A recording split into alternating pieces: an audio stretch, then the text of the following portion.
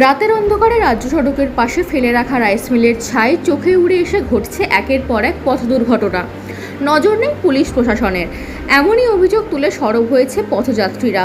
কালনা-কাটোয়া রোডে পূর্বস্থলী থানার ছাতনি এবং নমাথা মোড়ের মাঝে এই বিপুল পরিমাণ রাইস মিলের ছাইকে ঘিরেই তৈরি হয়েছে এলাকায় চাপা উত্তেজনা। এলাকাবাসীর অভিযোগ, রাতের অন্ধকারে কয়েকটি রাইস মিল থেকে ট্রাকে করে এই রাস্তার পাশ জুড়ে বিপুল পরিমাণ ছাই ফেলা হচ্ছে, আর প্রকৃতির বাতাস উঠলেই সেই ছাই পথযাত্রীদের চোখে ঢুকে দুর্ঘটনা ঘটছে। ইতিমধ্যে এই স্থানে একাধিক টোটো এবং বাইক দুর্ঘটনা ঘটেছে, কিন্তু পুলিশ প্রশাসন এই রাইস মিল মালিকদের বিরুদ্ধে কোনো ব্যবস্থা আজ অবধি নেয়নি।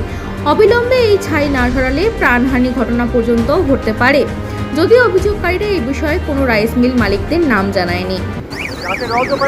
মিল থেকে ছাইগুলো সব ফেলে দিয়েছে, আবার যেতে পারছে না। আমি কালকে পড়ে গেছিলাম, এত ছাই চোখের মধ্যে ঢুকেছে। আজকে যাচ্ছে, আজকেও সেই অবস্থা। এর কোনো কেউ প্রশাসন দেখছে, প্রশাসনের গাড়ি যাচ্ছে, কেউ কিছু বলছে না। আর সব রাতের অন্ধকারে মিল মালিকটা ফেলে যাচ্ছে। পুলিশগুলো কি করছে? পুলিশগুলো তো রাউন্ড মারছে 3বার 4বার করে। পুলিশগুলো দেখতে পাচ্ছে না এই কিভাবে উঠছে থাকে।